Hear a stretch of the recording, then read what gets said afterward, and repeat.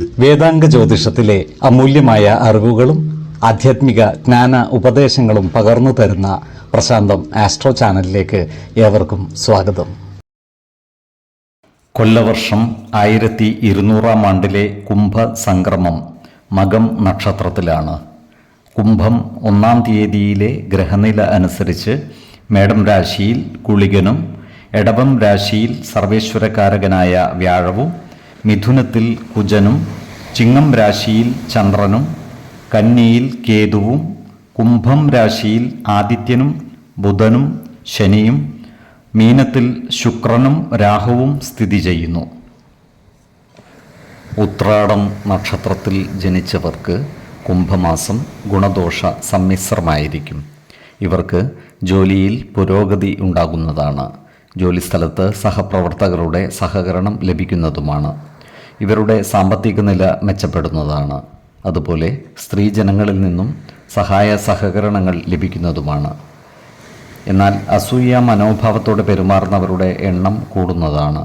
അത്തരക്കാരെ തിരിച്ചറിഞ്ഞാൽ അവരുമായി നല്ല സൗഹൃദം നിലനിർത്തുവാൻ പരിശ്രമിക്കേണ്ടതുമാണ്. പുതിയ സ്ഥാനമാനങ്ങൾ ഈ നക്ഷത്രക്കാരെ തേടിയെത്തുന്നതാണ്. അതുപോലെ ഇവർക്ക് കുടുംബ സുഖവും മനസ്സുഖവും വർദ്ധിക്കുന്നതുമാണ്. ബന്ധുജനങ്ങളിൽ നിന്നും സഹായ സഹകരണങ്ങൾ ലഭിക്കുന്നതാണ്. കുടുംബ സംഗമങ്ങളിലും മറ്റും പങ്കുചേരുവാൻ ഇവർക്ക് അവസരം ലഭിക്കുന്നതുമാണ്. ഈ നക്ഷത്രക്കാരായ ഗവേഷണ വിദ്യാർത്ഥികൾക്ക് കാര്യങ്ങൾ അനുകൂലമായിരിക്കും. പഠന പുരോഗതിയും പരീക്ഷാ വിജയവും ഉണ്ടാകുന്നതാണ്. ബാങ്കിംഗ് മേഖലയിൽ പ്രവർത്തിക്കുന്ന ഈ നക്ഷത്രക്കാർക്ക് സ്ഥലം മാറ്റത്തിനുള്ള അവസരം ഒത്തുവരുന്നതുമാണ്. വിദേശയാത്ര നടത്തുവാൻ ആഗ്രഹിക്കുന്നവർക്ക് അതിനുള്ള അവസരം ഒത്തുവരുന്നതുമാണ്. ഇവർക്ക് പുണ്യസ്ഥലങ്ങളും മറ്റും സന്ദർശിക്കുവാനുള്ള യോഗവും കാണുന്നുണ്ട്. ഈ നക്ഷത്രക്കാരായ യുവതീ യുവാക്കളുടെ പ്രണയ കാര്യങ്ങൾ വിവാഹത്തിൽ കലാശിക്കുന്നതാണ്. വിശ്വാസികളായവർക്ക് ജാതക പരിശോധന നടത്തി വിവാഹാദി കാര്യങ്ങളിൽ ഉചിത തീരുമാനം എടുക്കാവുന്നതുമാണ്. ധനുക്കൂറിൽ വരുന്ന ഈ നക്ഷത്രക്കാർക്ക് ജോലിയിൽ ഉയർന്ന സ്ഥാനവും കൂടുതൽ അധികാരങ്ങളും വന്നു ചേരുന്നതാണ്.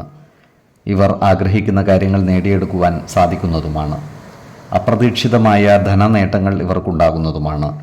എന്നാൽ ഇവരുടെ പ്രവർത്തനങ്ങളിൽ സർക്കാർ ഇടപെടലുകൾ ഉണ്ടാകുവാനുള്ള സാധ്യതകൾ കാണുന്നുണ്ട്.